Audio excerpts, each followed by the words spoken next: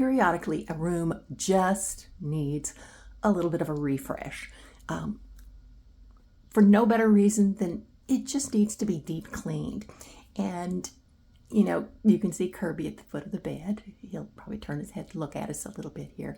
Wherever I am, Kirby is there, and he loves this room. So he's always in here, so you can guess. I have cat fur everywhere.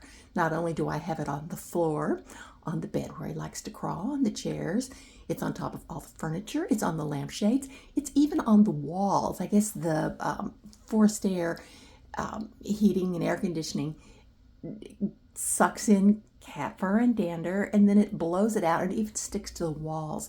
So I've been doing a really deep clean in this room, and that does more than anything to really make things look tidier. Now, I vacuum often, but sometimes you just have to move everything and clean everything off. Now, I have several different pieces of wood furniture here that are antiques and old family pieces that are approaching the antique age. And one of my favorite things to use is Old English scratch cover. And this is kind of an antiquer's secret. And you'll see people in antique stores using it. It's inexpensive. And this bottle, this may only be the second or third bottle I've ever owned in my life. It lasts forever. But it can make a worn piece look fresh and clean again. So try a little Old English scratch cover if you have some old wood. Now, the newer finishes don't really like this stuff, but the old ones do. Now, what brought this refresh on is this bedroom has been really popular. My creating a French bedroom video that I did maybe 2 years ago has been extremely popular and continues to get good views. But this little part of the room needed a little more excitement, I think. Now, I found the little blue lamp at a thrift store, and it was white when I found it, and I thought it looked like it could be painted, which I did do, so it would look like Wedgwood Jasperware, and I did that, and I've enjoyed having that lamp. The large picture is just a Renoir print that I bought probably close to 30 years ago in Ross. It was an impulse purchase, and even at the time, I probably paid $50 or $60 for it, which was a huge extravagance at the time. I was in there to buy children's shoes, but it's one of those purchases I've never regretted, and it's been a very good print. It hasn't faded, and I've always had it in my bedroom, and we love that print. The dresser itself was the sideboard from my grandmother's dining room. Another thing I've added relatively recently, I bought it about a year and a half ago at the Junior League thrift sale. And that is the chair, the needlepoint chair. It's a Louis XVI needlepoint chair. And my room is blue and white, but the rug itself has some pink colors in it. And so that mauve chair I thought would work really well in here. So that's been added. And this corner, you see the 21st century creeping in on my life. Yes, we have electronic equipment. And this happens to be the handiest out of the way place for our printer. So here's what happened.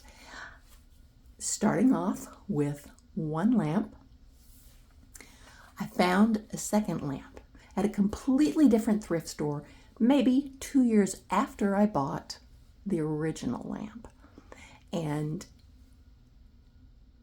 I had to repaint both of them because this was a color I mixed. I just used acrylic paint to paint it, and I knew I would have to repaint the first one because there's no way in the world I was going to create the exact identical color.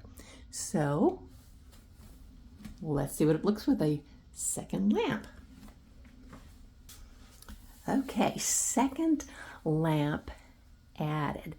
I had to replace the lamp shades. The least expensive place to find shades, in my experience, is the infamous Hobby Lobby. And these lampshades, I believe, were $6.99 a piece. These lamps do not have harps. That's the thing that you attach the lampshade to. So I had to get the kind that fits down underneath a light bulb, but that worked just fine. And, you know, when I found the second lamp, I had to buy it. I really didn't need it that much, but doggone it, to have a pair of matched lamps is, especially from a thrift store, quite the find. Now, the next thing I found at thrift stores, and I've been collecting these over the years, and I thought, you know, this wall could use a little something. Now, the first plates are these, and yes, I am using the infamous wall hangers. The back of this plate has a little lip on it right here. So I use some alternate methods that I'll show you for hanging plates, but when it has a lip like that, it's just about impossible to make it stick in any other way in my experience. But these are just GDR, so they are vintage German. So I think that the German Democratic Republic, I think that's Old West Germany. And I found a pair of these plates, which I buy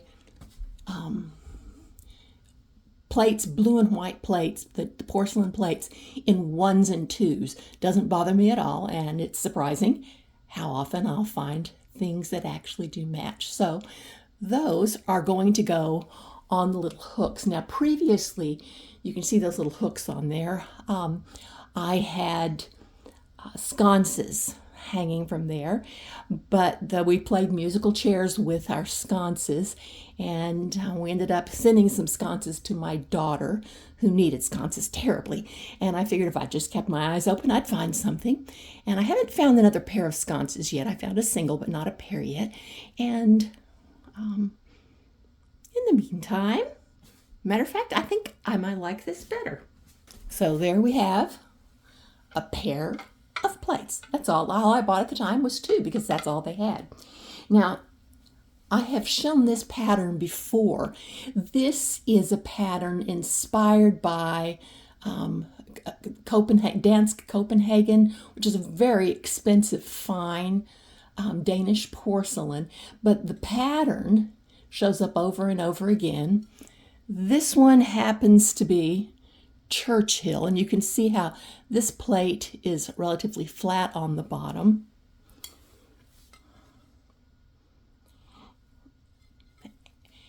And I've found actually 3 of these dinner plates by 2 different manufacturers, and I found a lot of this different pattern. I even found one piece of just a saucer in the Dansk Copenhagen. But in the meantime, what I have done here is I have used the 3M Velcro strips, and I've applied them, you can see, to the wall and to the back of the plate, and we'll apply those. And that way it doesn't run the risk of damaging the plates. I'm not too worried about the other plates. I'm not worried that much about any of these plates. They're inexpensive thrift store finds, but it's nice to have the Velcro attachment, I think. Okay, so there we have the 4 plates added. Now Kirby's quite interested in something that I have on the bed there. For years I have kept a tray with perfumes and little vintage things on the dresser. For, you know, at different times I've kept it on the bathroom countertop in different houses. But also on here something kind of unusual, which is lipstick containers. Now this is a 1960s lipstick container. When I was a little girl, my mother would always buy lipstick at the drugstore, and you could buy the kind that would fit in here. And even when she got to be old, she always had to have her lipstick on. So this is one from the 1960s. There is even a little black one over there that was actually the lipstick that she was using towards the end of her life, so I can't throw that away. But this little object, this is a lipstick container, probably from the 1920s, and it is actually sterling silver. I suspect it belonged to my grandmother or something, but it's really fun. It's really fun because the way it works is you pull it out and the lipstick goes in here. You'd buy this little holder that holds it, and then you could push it up and down. And this little portion has a little mirror so you can put your lipstick on evenly and look nice. And it folds down. And the little bead holds it closed. So I polish that periodically, and I keep those on the tray. And of course, we all know the trick. Put a bunch of little clutter on a tray, and it doesn't feel quite so cluttery. In that same vein, these were my mother's ear bobs. That's what they were called, ear bobs, not earrings, ear bobs. And I definitely remember my mother wearing all of them at different times, except these two down here. I suspect they were gifts. They had the little hangy down things. She didn't really wear hangy down things, but other than that, I remember her wearing all of them. And this was the insides of the container that held it, and held her earbobs. And I put this in a shadow box that I picked up for next to nothing at a thrift store.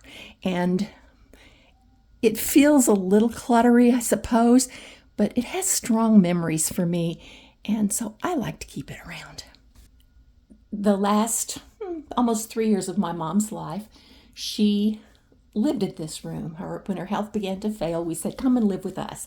And so we just moved upstairs and gave her our room. And there is a really strong spirit of my mom in this room. And, when I'm in here, I often think about my mother. So those little reminders, like the lipsticks and the ear bobs, those things just make me think of her, which is a very happy memory because my mother was extremely wonderful person. Anybody that knows her will tell you she was a wonderful person. Now, the next thing I've added is some florals. This has been a good last few weeks. They've been putting the faux florals on sale. And what's in here, I've cut this up, but these are those long kind of swaggy florals. And I found this one 75% off at Hobby Lobby, which makes it a really good value. And I bought these florals. I think they were on clearance too. I think they were 75% off. That's the way to buy things. And then I went by Merrifield Gardens, which has a wonderful gift shop, and they marked down their florals like 80% off. And so this beautiful flower was like $3, I think. These grapes, the faux grapes here or berries of some type, I suppose. Those were maybe $2, and these look like a faux lilac, and those were just $1 a piece. So I thought, oh, that'd be fun. I can use those. I like the colors with the painting. So I did an arrangement here. Now, very same kind of rules for doing floral arrangements that I use for window boxes, which is a thriller, a filler, and a spiller. So my spiller here, my filler, and my thriller coming up. And that's how you end up with an interesting arrangement. But you can see how the colors in the arrangement pick up the colors in the painting and echo that color. So that fun little pop of pink, I'm not quite sure what to call that, mauve pink, just adds a little visual interest. There was only one of those, but I loved it. And I'm sure it was a great deal more expensive but it was, I could not tell how much it originally was because it had lost its tags. But very, very nice quality. If you just keep your eyes open, you can find some sales like that. The next thing I'm going to add, I found this for free.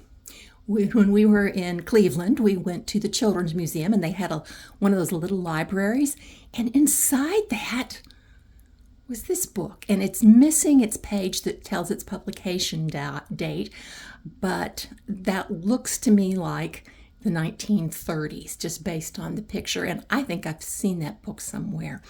And it's not in the greatest condition, but it's a wonderful old vintage book. So a free book.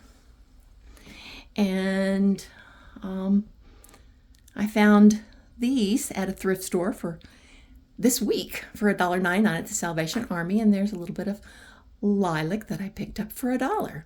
So $5 worth of interesting objects to bring the blue and white back there. So there they are added. That creates a little more balance. Things don't have to be symmetrical to be balanced. So when I add one thing, like the big floral arrangement to one side, I need to add something visually weighty to the other side. Now, I've got a few little objects that I keep around. This is a little music box that it's obviously someone that did not know me very well.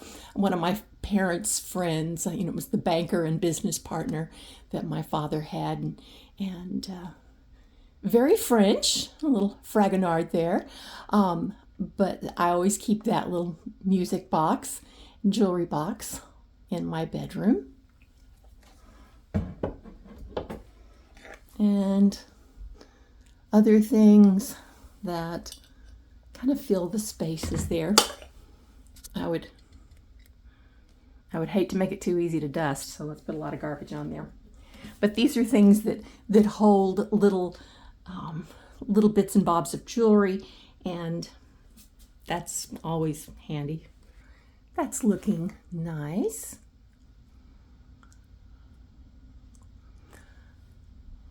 In the corner, we do have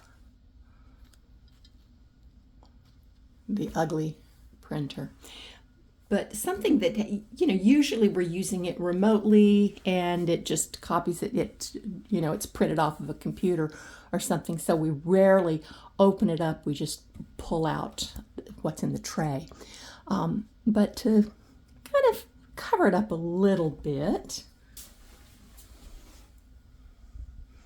I have a very French-looking tablecloth that does not fit any of my tables there, with a lot of pierced design on it. So I'm just going to drape that over my printer.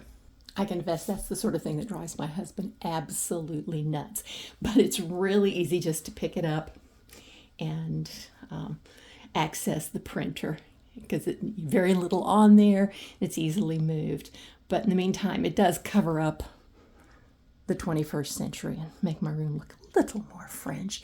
And I've just put my container with my paintbrushes in there because it's heavy and will hold it in place, and create a little interest there. I don't know that that's the most exciting thing I've done, but it's, for now, that works. Doesn't have to be perfect for it to do for now. So I'll give you a quick tour of the room. I don't think anything's different than on this side of the room from what I did in my video. I think that was 2 years ago. But you can see my bed has little dents in it. That's from Kitty Kirby. He really loves soft things. So you can see how he walked across the bed and sat on the comforter. But I talked before about giving your eye a place to rest, and the white quilt is kind of our place to rest your eye in this bedroom. And most of what's on the walls was thrift stores and estate sales or gifts. As it's what's on the shelf. The The little bag, it was a family piece from the 1920s, but the shelf, the candlestick holder, the plate, and the cup all came from thrift stores.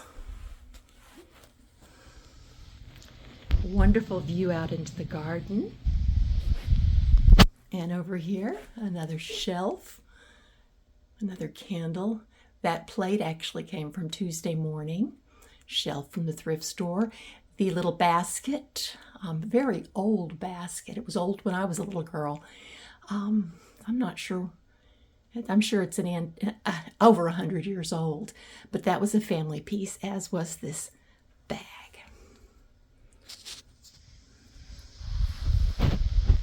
There's our chair. That's a new chair from, as I mentioned before, the Junior League thrift sale. Now, the little table was a family piece, but on it is a real orchid, and it doesn't have any flowers on it. So I just went to the craft store and bought some orchids. I have this fantasy that if I just keep watering it, it will bloom again. I've had it for years. It doesn't bloom again. So, I just kind of gave up and I'm like, I'll give it some faux flowers. Then people will think I'm an amazing gardener. This is where my husband sits and plays his guitar when he's waiting for me to get ready. And that's his tuner. We have to leave the tuner right there so he can tune his guitar. And that's one of my favorite pictures here. That was when my older three were little. My father took that picture, and I always thought that was such a beautiful picture of my three older children. And a year later, we added another child. But great fun there. And this is an old family chair, and Kirby likes to sit on the back of the chair. So I usually keep a piece of fabric or something where he sits so that I don't have things soiling too badly. Now, you'll notice there's a mess in this corner. This is where my husband is adding the electrical for the pond. And you can see the pond beginning to take shape. So this will be a wonderful spot to enjoy the pond. Hopefully in the next couple of weeks, it will be taken care of. But it does have electricity now. And, once you start patching, it takes several days for the drywall to dry and that sort of thing. But over here, I always try to keep something tall and rather seasonal on this plant stand that came from a thrift store. And I actually bought this from Home Goods, this ginger jar. And again, some discounted florals. Always wait for the one to go on sale. And, it's got to be at least half off. But what's really good is when they're 75% off. That's what's really on sale. And the final touches here. Oh, the closet door is a little bit open, but you'll just forgive me, I'm sure. And the blanket there, that's Kitty Kirby's baby blanket, that is his little gray blanket on that chair. And the stool down there, that's Kitty Kirby's scratching spot. He has very good taste. It's a little needlepoint stool that he scratches on. And if you look closely at it, you can see the scratches on it. But it also, Kitty Kirby has a visual impairment, so he cannot jump on tall things like my bed. And so he uses this to get on and off the bed because he's just that kind of a cat. But I'm glad to have a use for that stool. Anyway, thanks so much for joining me for a refresh in my bedroom. And I will see you next time.